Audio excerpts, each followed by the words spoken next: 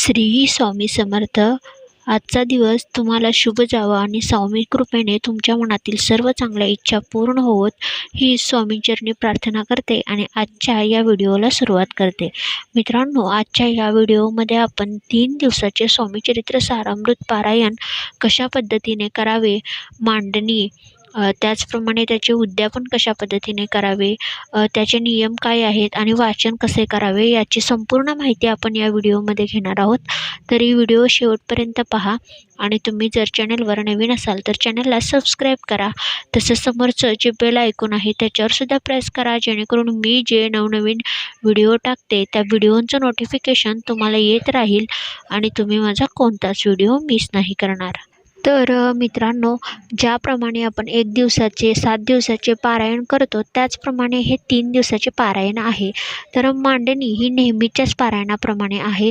तर बघा, स्वामींचा फोटो किंवा मूर्ती, स्वामींचा फोटो मूर्ती नसेल तर दत्त महाराजांची फोटो मूर्तीसुद्धा चालेल. जर तुमच्याकडे फोटो मूर्ती नसेल तर तुम्ही सुपारीलासुद्धा अक्षतांचे आसन देऊन हळदी कुंकू मांडून तुम्ही त्याचीही प्रतिकात्मक रूपात पूजा मांडून सेवा करू शकता.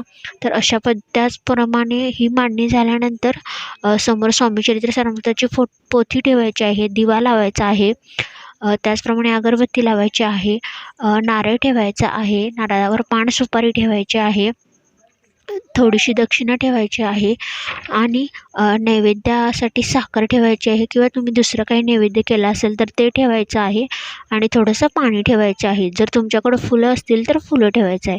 तर अशा पद्धतीने साध्या सोप्या पद्धतीने मांडणी करायची आहे. मांडणी करून झाल्यानंतर काय करायचं, संकल्प सोडायचा आहे.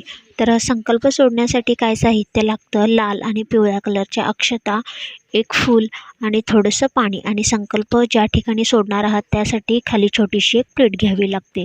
तर बघा, संकल्प सोडणे म्हणजे काय, तुमची जी कोणती मनातील इच्छा आहे ती बोलायची आणि संकल्प सोडायचा आहे. तर कसा सोडावा संकल्प, आता समजा जर तुम्ही तुमच्या नोकरीसाठी करत असाल तर स्वामी महाराजांना सांगायचं आहे की महाराज, मी माझ्या नोकरीसाठी हे तुमचे स्वामीचरित्र सारामृताचे पारायण करत आहे, तरी तुम्ही मला यामध्ये यश द्या. त्याचप्रमाणे जर तुम्ही लग्नासाठी बोलत असेल तर तसं सांगायचं आहे की मी माझ्या लग्नासाठी हे तुमचं 3 दिवसाचं स्वामीचरित्र सारामृताचे पारायण करीत आहे, तरी ते माझ्याकडून पूर्ण करून घ्या. तर असा संकल्प मनात बोलायचा आहे. हातामध्ये काय करायचे आहेत, लाल आणि पिवळ्या अक्षता घ्यायच्या आहेत, एक फूल घ्यायचं आहे, संकल्प बोलायचा आहे तुमच्या मनातील आणि हातावरून 3 वेळा पाणी सोडायचं. एकदा माधवाय नमः, एकदा केशवाय नमः आणि एकदा श्री विष्णवे नमः असं म्हणून 3 वेळा हातामधील अक्षता आहे त्याच्यावरून पाणी एका प्लेटमध्ये सोडायचं आहे. तर अशा पद्धतीने हा संकल्प सोडणे असे याला म्हटले जाते. तर संकल्प सोडून झाल्यानंतर वाचनास सुरुवात करायची आहे. तर वाचनास सुरुवात कशी करायची बघा, स्वामीचरित्र सारामृताचे वाचन करताना नेहमी प्रथम स्वामी स्तवन वाचावे की जेणेकरून तुमची जी सेवा आहे त्या सेवेमध्ये कोणतेही अडथळे येणार नाहीत. तर पहिला नित्यसेवेमधील स्वामी स्तवन वाचायचं आहे किंवा यूट्यूबवर सुद्धा तुम्हाला स्वामी स्तवन मिळेल. त्यानंतर एक माय श्री स्वामी समर्थ मंत्राचा जप करायचा आहे आणि मग अध्याय वाचनास सुरुवात करायची आहे.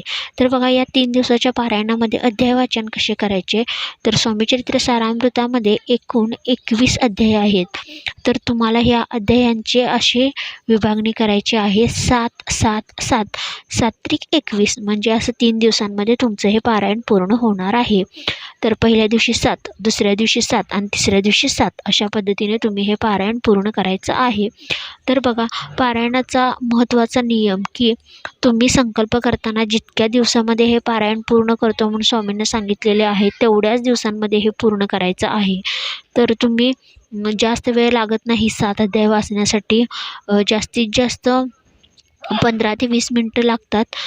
त्यामुळं तुमचे 7 अध्याय निवांत वाचून होतात. तर कमी वेळात होणारं आणि अतिशय लवकर फलश्रुती देणारं असं हे पारायण आहे. तर तुम्ही दिवसभरात 2 स्लॉटमध्ये सुद्धा वाचू शकता जर तुम्हाला बसणं शक्य नसेल. एकदा 4 अध्याय, एकदा 7 अध्याय, पण वाचन दिवसभरात पूर्ण करायचं आहे. तर हे झाले वाचनाचे नियम. वाचन पूर्ण झाल्यानंतर तुम्ही पहिल्या दिवशी जो काही नैवेद्य केलेला आहे, भले ते साखर का असेना, जर नैवेद्य करायला नाही जमलं तर किमान साखर तरी तुम्हाला तिथं नैवेद्य दाखवायची आहे. तर अशा पद्धतीने वाचन करून पूर्ण करायचं आहे एका दिवसाचं. तर सलग असं 3 दिवस वाचन करून हे वाचन पूर्ण करायचं आहे आणि 4थ्या दिवशी पारायणाचे उद्यापन करायचं आहे. तर नियम बघा, ह्या पारायणाच्या काळामध्ये सगळ्यात महत्त्वाचा नियम म्हणजे मद्य, मांसाहार वर्ज्य करायचा आहे. त्याचप्रमाणे शक्यतो गाव, वेस किंवा तुमची जी शिव आहे ती ओलांडून जाऊ नका. पारायणाचा कालावधी जास्त नाही आहे, फक्त 3 दिवसाचाच आहे. परंतु जर अटीतटीची वेळ आली आणि खूपच महत्त्वाचे काम असेल तर तुम्ही जाऊ शकता. किमान जिल्ह्याच्या बाहेर तरी जाऊ नये असा हा पारायणाचा नियम आहे. या 3 दिवसाच्या कालावधीमध्ये ब्रह्मचर्याचे पालन करणेसुद्धा खूप महत्त्वाचे आहे. जर तुम्ही अनमॅरिड असाल तर विषयच नाही, परंतु जर मॅरिड असाल तर नक्कीच तुम्ही हा नियम पाळा. फक्त 3 दिवसाचा तर प्रश्न आहे. अवश्य या 3 दिवसामध्ये ब्रह्मचर्याचे पालन करून पारायण करा. त्याचे खूप चांगले तुम्हाला अनुभव येतील. आता बघा, या पारायणाचे उद्यापन कशा पद्धतीने करावे, तर बऱ्याच ठिकाणी 3ऱ्या दिवशी सुद्धा पारायण उद्यापन केले जाते किंवा तुम्हाला जर काही गडबड नसेल आणि वेळ असेल तर तुम्ही 4थ्या दिवशी सुद्धा पोथी उचलू शकता. तर बघा, 3ऱ्या दिवशी काय करायचं आहे, त्या दिवसाचे जे संपूर्ण अध्याय आहेत त्या अध्यायांचं वाचन करायचं आहे. नैवेद्य दाखवायचा आहे आणि नैवेद्य दाखवून झाल्यानंतर, वाचन झाल्यानंतर 4 ते 5 तासानं पोथी उचलायची आहे. लगेच पोथी उचलायची नाही. तर जी काही पोथी आहे ती उचलून जागच्या जागी ठेवायची आहे जिथं तुम्ही नेहमी ठेवताय. त्याचप्रमाणे स्वामींची मूर्ती, फोटो असेल ती सुद्धा तुम्ही देवघरामध्ये ठेवायची आहे. समोरचा दिवा, अगरबत्ती काढायचा आहे.